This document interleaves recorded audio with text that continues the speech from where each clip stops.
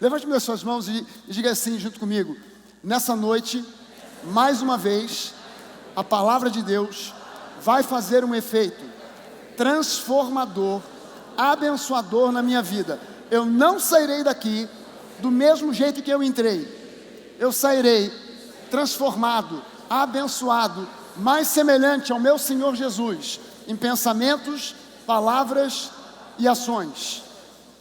Gente, na verdade, a pregação da palavra tem essa função: fazer com que nós, escutando a palavra, aumente a nossa fé, a gente receba a fé, porque a fé vem pelo ouvir, ela não vem por um outro método, ela vem pelo ouvir e ouvir da pregação da palavra de Cristo.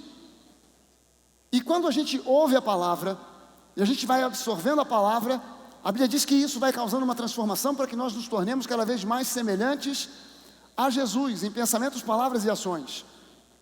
Na verdade, os ministérios que são dados à igreja, o apóstolo, o profeta, o pastor, o evangelista, o mestre, esses ministérios são dados à igreja. O apóstolo Paulo diz para nós isso em Efésios, no capítulo 4, que esses dons ministeriais são dados à igreja para que a igreja seja conduzida à maturidade, à estatura de Cristo, até que todos cheguemos à estatura, à maturidade, à unidade da fé, à estatura de Cristo. E é isso que a gente quer: uma igreja madura, uma igreja que tenha semelhança a Jesus em caráter.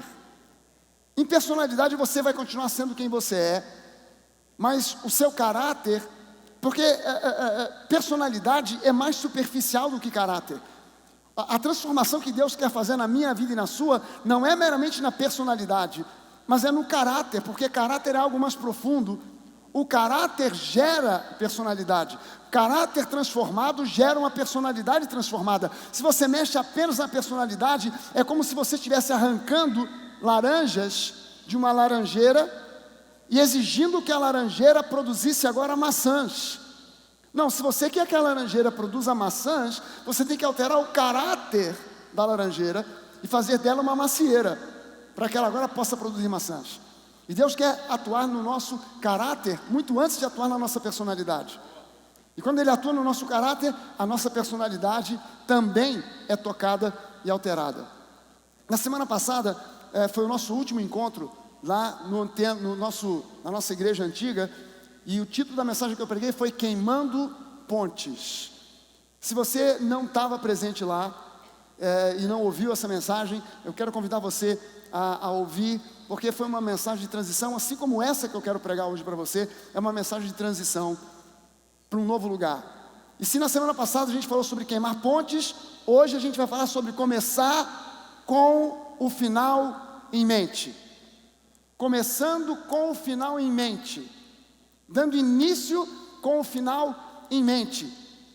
Quando você vai ao livro, a esse livro que você conhece como Bíblia, a Bíblia como um todo, quando você observa a Bíblia como um todo, é fácil ver que Deus deu início à história do universo e da humanidade com o final em mente. Deus não saiu criando as coisas e fez galáxias, estrelas, planetas, e quando Ele terminou, olhou e falou assim: e agora o que eu faço com tudo isso aí? Tanta coisa que eu fiz, tem estrelas brilhando para lá e para cá, galáxias girando, planetas, e como é que vai ser o fim disso aí? Alguém aí tem alguma ideia para me dar? Algum dos anjos, dos arcanjos, dos querubins? Não, Deus, quando criou o universo, Ele criou com um propósito, com um final em mente. E quando Ele criou o ser humano, Ele criou com um final em mente. Você e eu não somos frutos do acaso, você e eu somos frutos de um propósito. Amém? Deixa eu dizer para o pessoal, que o pessoal ainda não entendeu muito bem, mas aqui eu acho que o pessoal entendeu melhor. Nós não somos frutos do acaso, nós somos frutos de um propósito. Agora quem não entendeu foi o lado de lá. Gente, você e eu, nós não somos frutos do acaso, nós somos frutos de um propósito.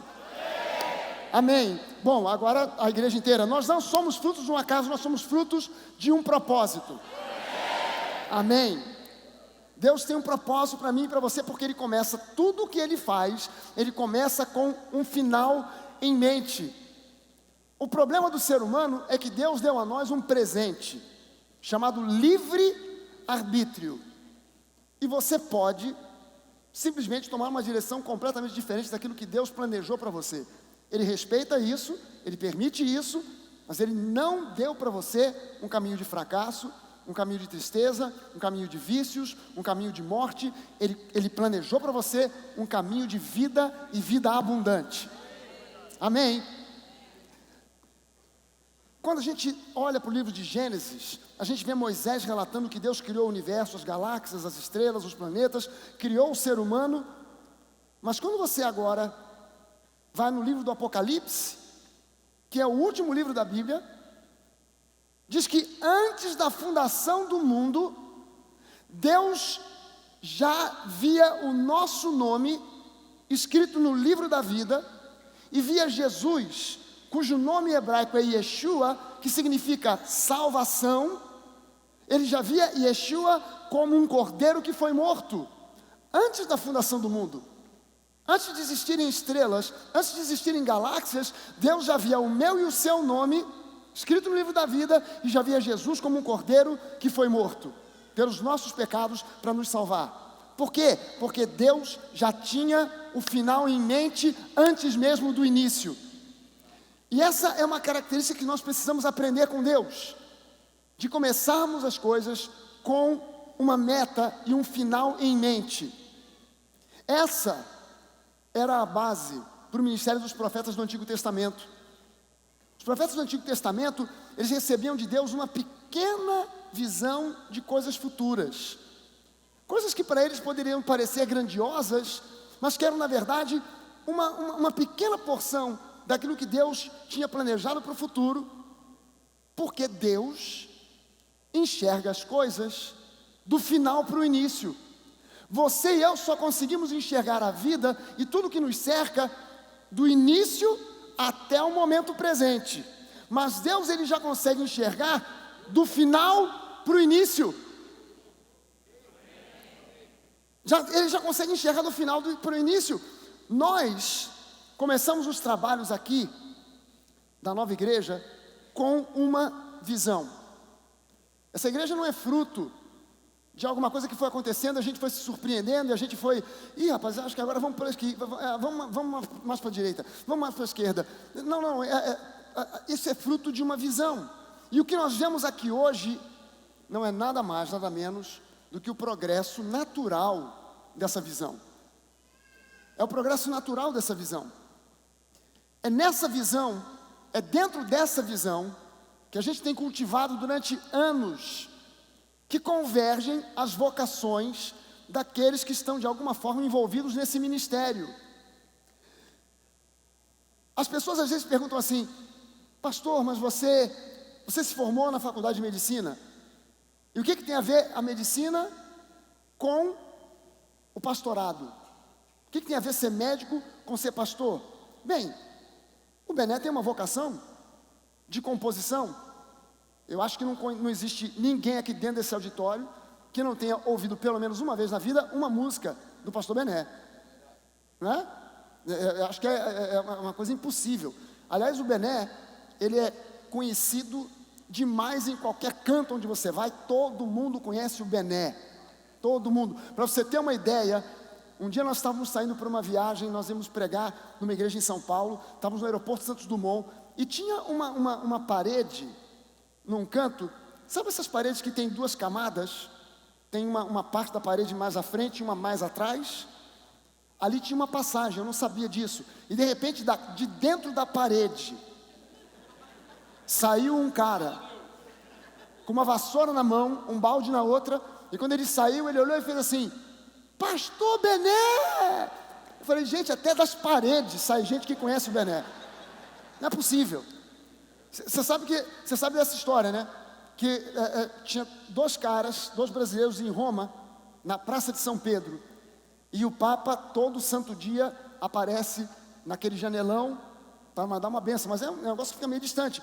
E um dos caras não estava enxergando bem, e naquele horário ele olhou, chegou um pessoal na janela, ele olhou e falou assim: aquele camarada lá de branco, é o Papa?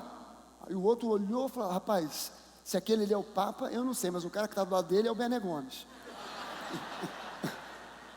Todo mundo conhece o cara. Sabe, o Bené, ele tem uma vocação natural para compor, para fazer música. Ele canta bem, ele toca bem. O que isso tem a ver com o ministério profético que Deus deu a ele? O que tem a ver com o ministério profético? O pastor Jorge Monteiro, ele é um camarada do mundo corporativo. Um camarada que já liderou empresas e tal. O que tem a ver essa vocação, e ele é bom nessa área, o que tem a ver essa vocação com o pastorado? O pastor Jorge Daltro foi comandante de marinha. O que tem a ver esse comando de marinha, essa vocação militar com a questão do pastorado? Mas é exatamente na visão da nova, na visão do reino, que essas coisas se convergem, porque a nossa visão é alcançar e abençoar pessoas. O que me adianta como médico prescrever para alguém um tratamento, essa pessoa ficar curada? Eu quero isso para quê? Para sair dizendo para todo mundo, eu sou o bambambam? Eu quero prestígio dos meus colegas, que olhem, poxa, esse médico aí, o cara é bom, vamos convidar ele para falar no nosso congresso. Não, eu quero o bem do meu paciente. O que um comandante de marinha quer? Ele quer que os seus homens sejam os melhores soldados, os melhores marinheiros, os melhores soldados do mundo. O que um sujeito que está no mundo corporativo ele quer? Ele quer só ganhar dinheiro? Ele quer somente vender muitas coisas? Não, ele quer fazer dos seus trabalhadores, dos seus cooperadores, daqueles que são empregados, os melhores e mais felizes trabalhadores do mundo. Se tudo que alguém que está no mundo corporativo almeja é dinheiro, essa pessoa é a pessoa mais infeliz do mundo. As nossas vocações, elas convergem exatamente porque o que nós queremos, seja com canções. O que o Bené quer com as composições que ele faz? Vender CD? Não, ele quer que alguém ouça e seja abençoado, que alguém cresça emocionalmente, espiritualmente. Sabe, o que a gente quer é cooperar para que pessoas alcancem o seu potencial pleno como seres humanos, que são chamados para ser espelho, para ser reflexo, para ser imagem, reprodução de Jesus na terra. Eu queria que você dissesse para a pessoa que está perto de você: irmão, você foi chamado para ser imagem de Jesus na terra, para ser uma reprodução de Jesus na terra. Você sabia que o termo cristão, esse nome cristão, no português, dá a impressão de aumentativo, né? Porque os aumentativos no português geralmente terminam em ão. Mas a palavra cristão, no original, significa pequenos cristinhos. Porque o pessoal do mundo, da cultura romana, começou a olhar os cristãos e eles diziam: esse pessoal está pensando que eles são aquele tal de Jesus Cristo de novo, são os pequenos cristinhos andando por aí. E é exatamente isso que Deus espera que nós sejamos: pequenos cristos andando por essa cidade, pelos bairros, levando a palavra, levando a luz do Senhor para onde quer que a gente vá. Amém? Cooperar para que as pessoas sejam reprodução de Jesus sobre a terra. Veja só o seguinte: quando Jesus começou o seu ministério aos 30 anos de idade, ele já tinha o final em mente. Jesus não começou aos 30 anos de idade olhando e pensando assim: vamos ver onde isso vai dar. Primeiro milagre de Jesus, casamento de Caná na Galileia, ele multiplica água, transforma água em vinho. E Jesus não parou e pensou assim: rapaz, foi um milagre e tanto, hein? Onde será que isso vai dar? Vamos ver até onde isso vai alcançar. E depois o segundo, o terceiro milagre, ele vai e comenta com Pedro: rapaz, tá bombando, hein? Quem diria? Olha só, o negócio está indo mesmo para frente. Poxa, onde será que isso vai chegar? Onde nós estaremos daqui a 10 anos? Aí vem um profeta e diz assim: Jesus, não vai chegar daqui a 10 anos não, cara. Daqui a 3 anos, ó. Não, Jesus já começou com o final em mente. E o final que Jesus tinha em mente não era a cruz. O final que Jesus tinha em mente era a ressurreição. Sabe que sem ressurreição o cristianismo seria mais uma religião entre tantas outras. Sem ressurreição, a Bíblia diz que a nossa fé, ela seria vã. Nós estaremos nos reunindo aqui a troco de absolutamente nada. Agora dá uma olhada comigo num texto de Efésios, Efésios capítulo 1, dos versículos 3 ao 8. E depois do versículo 15 ao 23, o apóstolo Paulo diz o seguinte: bendito seja o Deus e Pai de nosso Senhor Jesus Cristo, que nos abençoou. Ele não diz aqui que nos abençoará, mas que nos abençoou com todas as bênçãos espirituais nas regiões celestiais em Cristo. Antes da fundação do mundo, Deus nos escolheu nele. Deus nos escolheu em Cristo para sermos santos, irrepreensíveis diante dele. Em amor, ele nos predestinou para ele, para sermos adotados como seus filhos por meio de Jesus Cristo, segundo o propósito da sua vontade, para louvor da glória de sua graça, que ele nos concedeu gratuitamente no amado. Você está vendo que Deus nos chama aqui de uma série de coisas? Ele nos chama aqui de predestinados, ele nos chama de filhos, e diz que tudo isso foi concedido a nós de forma gratuita, não dependeu de esforço algum meu ou seu. Foi uma decisão que ele tomou e começou a nos ver assim antes da fundação do mundo. Quando você e eu ainda não tínhamos nem sequer sombra de pensar em vir a existir. Depois ele diz que nele, em Cristo, nós temos a redenção, pelo seu sangue, temos a remissão dos pecados, segundo a riqueza da sua graça, que Deus derramou abundantemente sobre nós, em toda sabedoria e entendimento. Por isso, também eu, agora veja só o que Paulo diz, com base nisso que nós acabamos de ler, com base em tudo isso que ele disse que via em nós, Paulo sabia que Deus via em nós, eu tenho uma revelação. Deus olha para vocês e vê vocês dessa forma: santos, irrepreensíveis, escolhidos, predestinados. Ele vê vocês agraciados, abençoados. Ele chama vocês de filhos. E por causa disso, também eu, tendo ouvido a respeito da fé que vocês têm no Senhor Jesus e do amor para com todos os santos, eu não cesso de dar graças por vocês, mencionando vocês nas minhas orações. Agora ele vai dizer para nós aqui o que ele pedia nessas orações. O que ele dizia nessas orações? Ele dizia: eu peço ao Deus de nosso Senhor Jesus Cristo, o Pai da glória, que conceda a vocês espírito de sabedoria e de revelação no pleno conhecimento dele. Olha só o que ele está dizendo. É assim que Deus vê vocês. Ele vê vocês santos, irrepreensíveis, já perfeitos em Cristo. Ele chama vocês de filhos. E por causa do modo como Deus vê vocês, Deus não vê vocês como vocês se veem, ou como os outros veem vocês, porque você se vê no presente, com base naquilo que você viveu no passado. Mas Deus olha você do futuro, do fim, para o começo. Daqui do fim, Ele te chama de santo, irrepreensível, abençoado, filho. Mas, apesar de Deus te ver assim, Paulo sabe que existem forças contrárias para que você não vivencie isso no seu dia a dia. Então ele está dizendo: eu oro por vocês, para que vocês vivam no dia a dia, isso que eu vejo, que eu sei que Deus já me mostrou, que é a maneira como Ele vê vocês, como Ele vê cada um de vocês, para que vocês comecem entendendo de cara, tendo pleno conhecimento de quem Ele é. Você sabe por que existem várias religiões no mundo? Você tem ideia de por que existem várias religiões no mundo? A resposta é muito simples. Porque as pessoas que foram criando as religiões, por não conhecer Deus, tentaram inventar a sua maneira de tentar conhecê-lo.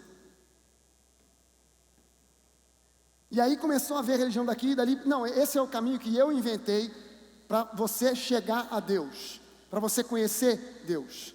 Por isso as religiões não mostram quem Deus é. Pelo contrário, causa uma confusão. E as duas coisas que eu digo que um cristão mais precisa na vida é, em primeiro lugar, conhecer quem Deus é realmente. Não de acordo com a religião A, com a religião B, com o profeta fulano ou com o pastor ciclano, mas de acordo com aquilo que diz a palavra. Porque a palavra é a palavra de Deus. Amém? Então, se eu vou na palavra, eu vou conhecer quem Deus é. Agora, a maioria das pessoas chega na igreja sem conhecer quem Deus realmente é. Muitas vezes até vindo de outras igrejas. Eu era da igreja X, estou mudando aqui agora para a nova. Precisa conhecer quem Deus é. Porque muitas vezes não conhece. E não conhece por quê? Porque as religiões se incumbiram de confundir a cabeça de todo mundo. E em geral, independente da religião que a pessoa venha ela de uma igreja evangélica, venha ela do catolicismo, venha ela do espiritismo, venha ela do que for, geralmente ela tem uma imagem que bate, é muito semelhante. Essa imagem deturpada de Deus é muito semelhante na cabeça de todo mundo. Todo mundo, eu tiro os outros mais ou menos por mim. Como é que eu imaginava Deus? E como é que eu sei que muita gente imagina Deus? Deus Pai, Deus Filho, Deus Espírito Santo. Quem é Deus Pai? Deus Pai é um senhor, muito idoso, com cabelos muito longos, com uma barba branca muito longa, que só tem metade do corpo. A outra metade está numa nuvem. Da nuvem sai metade do corpo, e aquela metade do corpo tem uma mão que está assim e a outra está assim, apontando para baixo, para você, para mandar um raio na sua cabeça, porque ele é o juiz dos juízes, e ele está irritado com você, porque você é um pobre e miserável pecador. E ele está pronto para lançar um raio. Por que ele não acerta um raio? Porque como ele é um senhor idoso, tem Parkinson, e aí ele treme e não te acerta. Esse é Deus Pai. É um Deus de juízo, é um Deus duro, é um Deus severo, é um Deus castigador. Mas tem Deus Filho, Jesus. Quem é Deus Filho? Jesus. É o lado bonzinho. É aquele que fica na frente desse senhor, que eu não sei porquê, ele está nessa nuvem, eu não sei porquê, o cabelo dele tem sempre um vento, o cabelo está sempre voando, e Jesus está na frente dele assim, calma pai, não manda o raio não, o pessoal é gente boa, esse pessoal é legal, eles vão mudar, não, calma, e Deus sai da frente, Jesus, sai da frente, eu vou mandar o raio agora, sai da frente, calma pai, segura, calma. Essa é a visão que as pessoas, e o Espírito Santo? O Espírito Santo é uma pomba, está voando.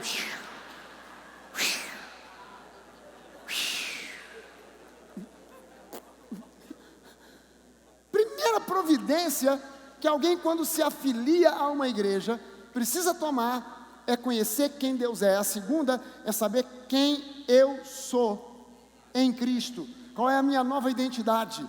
Eu já não sou mais quem eu era. Eu agora, no meu espírito, eu nasci de novo, eu sou uma nova criatura. Quem é uma nova criatura aqui, diga amém. Aleluia. Você nasceu de novo. Você é uma nova criatura, aos olhos de Deus você é uma nova criatura. E você precisa agora se ver em Cristo. E em Cristo você começa a se ver como Deus te vê. Entenda o seguinte, a Bíblia diz para nós que Jesus na cruz, Ele não foi lá simplesmente para nos substituir. Ele não foi simplesmente morrer no nosso lugar. Ele foi lá para morrer como sendo nós. É como quando Deus olhava para a cruz, quem estava aos pés da cruz? João, Maria Madalena, Maria, mãe de Jesus. Quem estava aos pés da cruz, olhava para a cruz e via Jesus. Mas Deus, olhando de cima, olhava e via você, via a mim, via a nós. Na cruz você e eu morremos. Mas Jesus, a visão de Jesus não era simplesmente a cruz. A visão de Jesus era a ressurreição. Então, entre a morte e o terceiro dia, Jesus fez uma visita ao inferno, tomou do diabo as chaves da morte e do inferno, ressuscitou, e a Bíblia diz que você e eu ressuscitamos com Ele. Aleluia! O que isso significa? Significa que a velha criatura ficou na sepultura. Ficou na sepultura. Você e eu nascemos de novo em Cristo. E eu preciso agora conhecer essa identidade, essa nova identidade. Ele diz, eu peço, no versículo 18 agora ele diz, eu peço que Ele ilumine os olhos do coração de vocês. Ou seja, que Ele ilumine os olhos do espírito de vocês, para que vocês saibam qual é a esperança da vocação de vocês, e qual é a riqueza da glória da sua herança entre os santos. Será que você pode olhar para a sua volta e dizer assim, caramba, eu tenho uma herança entre essa galera aqui? Nós temos uma herança, amém? Depois no versículo 19 ele diz, eu oro também para que vocês saibam, reconheçam e entendam qual é a suprema grandeza do seu poder sobre nós. Eu oro para que você, reconhecendo que é uma nova criatura, agora consiga entender qual é a grandeza do poder que está sobre nós, os que cremos. E agora ele vai explicar que tipo de poder é esse. Olha só o que ele diz. Esse poder, eu peço que vocês conheçam, reconheçam e entendam, segundo a eficácia da força do seu poder. Ele exerceu esse poder que está sobre nós, ele exerceu esse poder em Cristo, ressuscitando-o dentre os mortos e fazendo-o sentar à sua direita nas regiões celestiais, acima de todo principado, potestade, poder, domínio e de todo nome que se possa mencionar, não só no presente século, mas também no vindouro.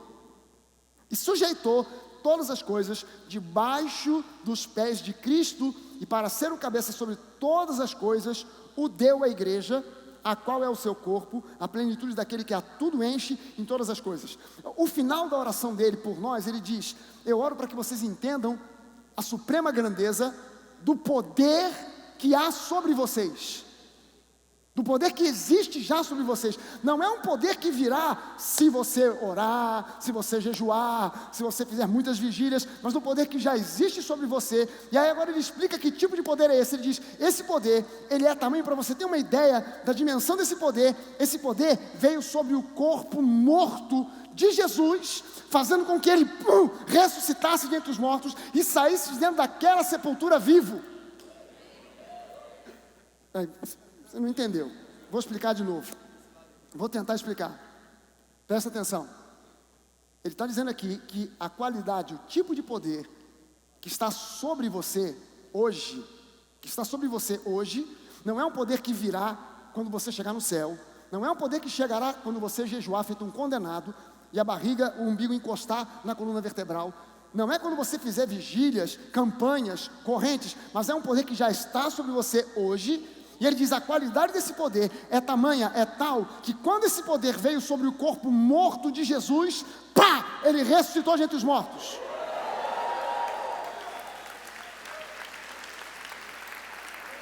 Cara, se esse poder pôde ressuscitar Jesus de entre os mortos, que é entre os fatos da biologia o mais impossível, o que você acha que esse poder pode fazer com os seus sonhos? O que você acha que esse poder pode fazer com a sua saúde? O que você acha que esse poder pode fazer com o seu casamento? O que você acha que esse poder pode fazer com a sua vida emocional interior?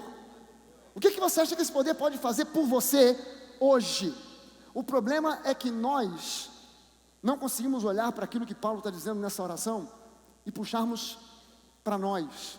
Não, isso aqui tem a ver comigo. Entenda o seguinte, Jesus é o centro dessa igreja. Jesus é o centro da nova.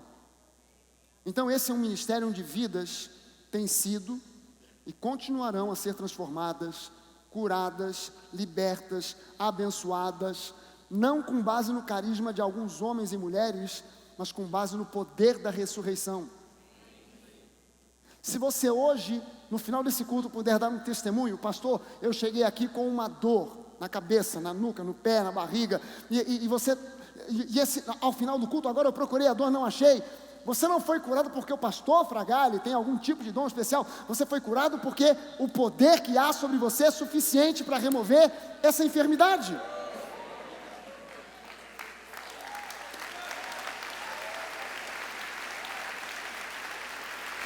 Eu ouvi uma pessoa que deu um testemunho para um dos nossos pastores. E ele estava dizendo o seguinte, eu frequento igreja há mais de 20 anos. Estou frequentando a nova há alguns meses. Mas olha, eu sempre tive um problema muito sério com pornografia. Mas aqui na nova, eu não sei o que aconteceu, me deu um clique, eu não sou mais prisioneiro da pornografia. O que provoca isso? É que o pastor Fragale olhou de longe e discerniu. Estou vendo. Tem um espírito pornô aí. Vem cá. Aí quando ele botou a mão, chegou a dar um choque. Ih, saiu. Aleluia. Não foi nada disso. Não sei nem quem é. Não sei nem quem é a pessoa. Mas a palavra de Deus, ela tem o poder para fazer isso. Amém? O poder de Deus está disponível para nós. O problema é que nós fomos educados pela religiosidade a achar que esse poder está indisponível. E que ele, para ser acessado, eu preciso de me esforçar, eu preciso de orar, eu preciso de jejuar, eu preciso de entrar numa campanha, numa corrente, ou qualquer coisa que o valha, para que então esse poder faça alguma coisa por mim. Mas é mais ou menos como se, entenda o seguinte, tudo que Deus dá para você e para mim, Ele dá pela graça, e a gente recebe pela fé. O lado da graça não tem problema nenhum, porque Deus é generoso, Deus é bom, e Ele é gracioso, e graça é favor merecido, então Deus dá. O problema é na hora de receber, e é por isso que a Bíblia diz, será que quando o Filho do Homem vier sobre a face da terra, vai encontrar fé? Porque é exatamente o que Ele procura, e é como se, imagina só numa situação natural, que você ganhasse de presente, você não comprou, você não alugou, você não fez nada, de repente alguém veio e te presenteou com um carro zero. Já tem gente dando glória a Deus ali. Um BMW, um X5, X5. O pastor está aqui na frente, fala Jeová, aleluia. Já está tomando posse. Um X5, um X5, aquele SUV grandão. Cara, encosta o carro zero na tua garagem, bota a chave na tua sala. E você estava sonhando com esse carro, ó, há um tempão. Botaram lá para você a chave, e você está andando de um lado para o outro. Senhor, aquele carro que eu tanto sonhava, meu pai, o X5, o BMW, se não for possível o BMW, pelo menos um Fusca, meu Deus, mas em nome de Jesus, manda um carro, eu preciso de um carro. A chave está ali, tudo que você teria que fazer é pegar a chave, descer até a garagem, entrar no carro, dar a partida e sair para curtir o teu carro novo. Mas você fica pedindo a Deus aquilo que Ele já te deu. O carro está lá, ele é seu, o documento está no teu nome, a chave está na tua mesa, e você está orando e jejuando. Senhor, o carro, eu não aguento mais de fome, meu Deus, se o Senhor não me der esse carro de hoje para amanhã, eu vou morrer de fome, meu Deus. Tem misericórdia do teu servo, e manda. Cara, a chave está na tua mesa. Você tem que simplesmente pegar pela fé. Ah, mas eu não mereço.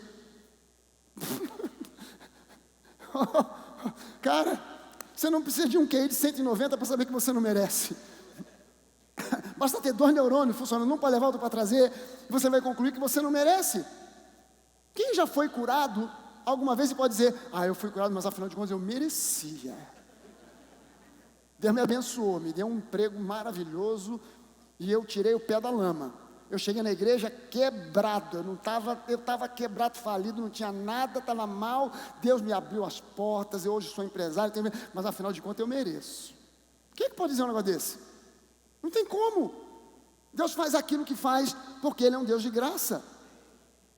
Para nós hoje, o que a gente está vivendo é fantástico, mas não é o ponto final. O que a gente está vendo hoje não é o ponto final, é o início de uma nova fase, que é a continuidade da visão do coração de Deus para esse local, para esse bairro, para essa cidade, para esse país e até para o mundo. É uma postura, e deixa eu te dizer uma coisa, o que impede muitas vezes de você e eu termos o final em mente? O que impede de que a gente comece num determinado ponto a planejar, a sonhar, e de repente a gente que no início tinha o final em mente, de repente a gente para de ter o final em mente. São os sofrimentos, são as lutas.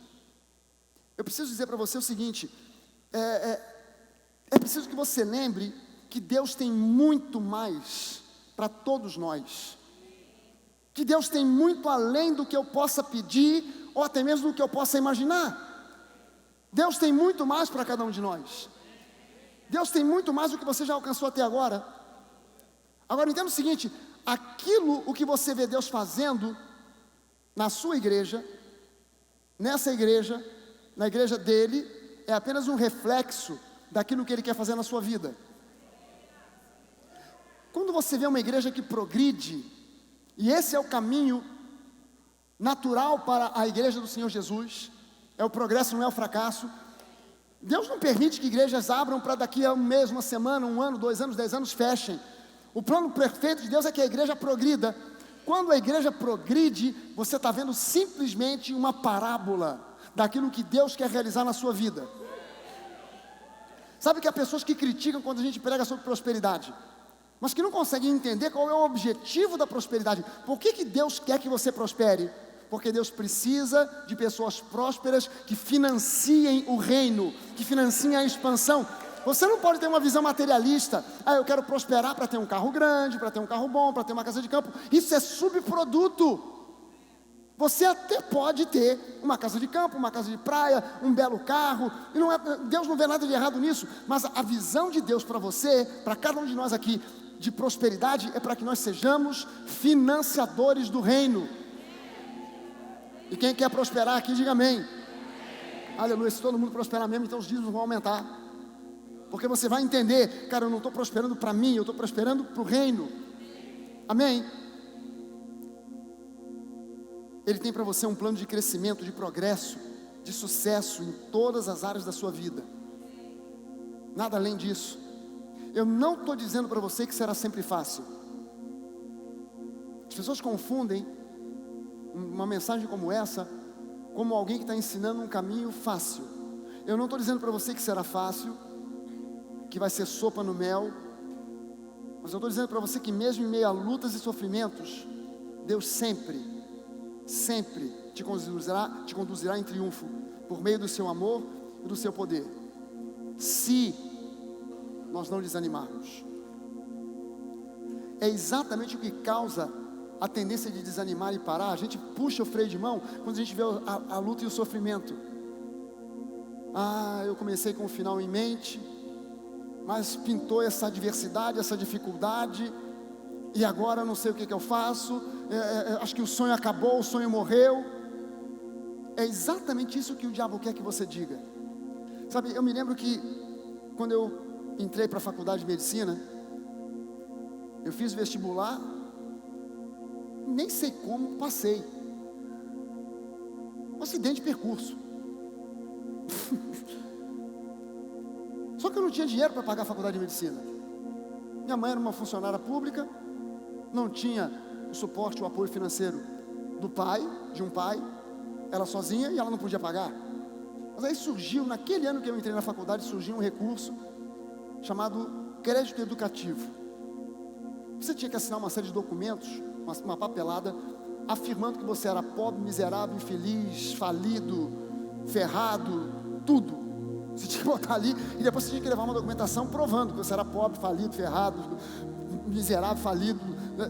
Aí eu juntei aquela documentação toda, fiz a aplicação para ganhar o crédito, fui aprovado, mas agora eu tinha que comprovar que eu era tudo aquilo que eu estava dizendo que eu era, que eu não tinha condições de pagar.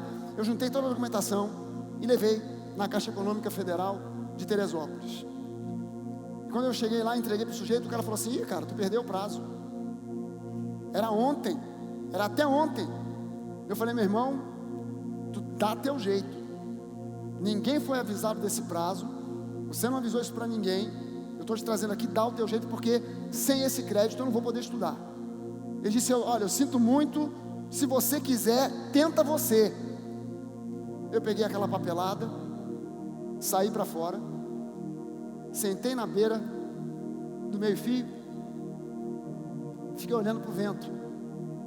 Aí eu pensei: já era, acabou a faculdade de medicina, acabou a formatura, acabou o sonho que eu tinha desde criança, de formar em médico. Acabou o orgulho da minha mãe, que viu um filho que foi educado em escola pública e que passa por uma faculdade de medicina. A maioria dos caras que estudaram comigo nem fizeram faculdade. De repente eu era o único da turma, da minha turma, onde a gente morava na rua. Eu fui o primeiro universitário, e justamente numa faculdade de medicina. Falei: acabou, já era, ferrou. Fiquei naquele estado de depressão ali, não tinha para onde ir. Fui para a República, onde eu morava. um grupo de colegas de faculdade. Cheguei lá, contei a história, falei, cara, deu ruim. O cara disse que o prazo era até ontem, perdi o prazo, já era. Os caras falam assim, cara, pega essa papelada, leva lá no Rio, leva lá na agência central da Caixa Econômica e vê o que acontece. Tu já está ferrado mesmo. Então, o máximo que pode acontecer é você não conseguir nada. Leva lá, vai lá. Falei, eu já estou lascado mesmo, então que se dane. Peguei aquela papelada, peguei o ônibus, vim para o Rio de Janeiro, fui ao centro da cidade, fui no endereço que o pessoal me deu lá em Teresópolis. Cheguei lá, falei com um sujeito, expliquei a história para ele. Ele falou, me dá uma papelada aí. Eu entreguei aquilo tudo na mão dele. Ele entrou lá para dentro, ficou uns 15 minutos. Depois de 15 minutos, 15, 20 minutos, ele saiu com um papel só na mão. Me entregou aquele papel. Falei, o que é isso? Ele falou, isso aí é o papel que você tem que entregar na faculdade dizendo que o teu crédito foi aprovado. Volta lá, entrega esse papel, você já tem o crédito educativo. Aí eu voltei, fui na Caixa Econômica, falei com o cara, consegui. Ele falou, como? Como é que pode? Tem uma influência aí forte. Está quente. Mas nessa hora, quando você toma um choque desse, é fácil você puxar o freio de mão e dizer assim, acabou, não vou tentar mais nada, já era, não importa mais com quem eu falho ou o que eu faça. Cara, você sabe que a Bíblia fala de uma história no Antigo Testamento, de uns leprosos, que não tinham convivência com ninguém, estavam isolados, e o povo de Israel estava sendo atacado pela Síria, e esses leprosos, Israel ia ser invadido, ia ser esmagado pelos sírios.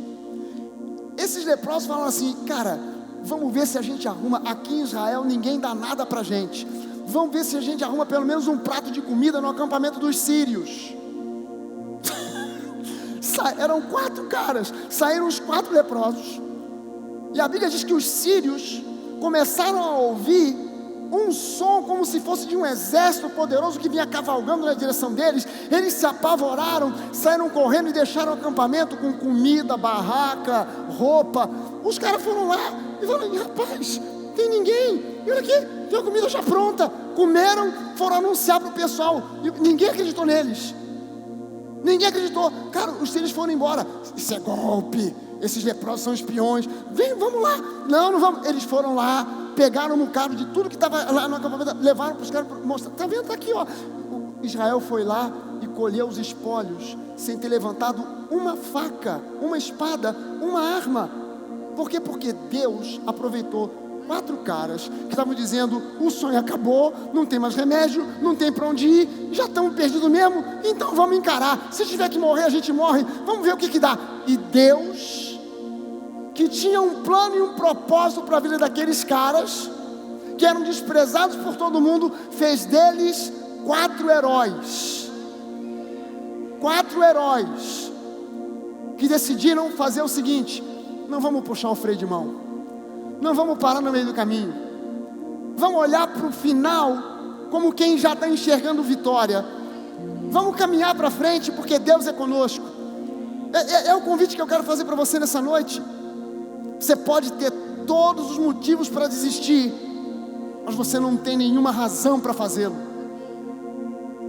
Não desista, não pare. Seja bem-vindo a renovar a visão de fé e de esperança que Deus um dia plantou no seu coração, mas que talvez as coisas da vida se incumbiram de esfumaçar, de diluir e até mesmo talvez de sepultar.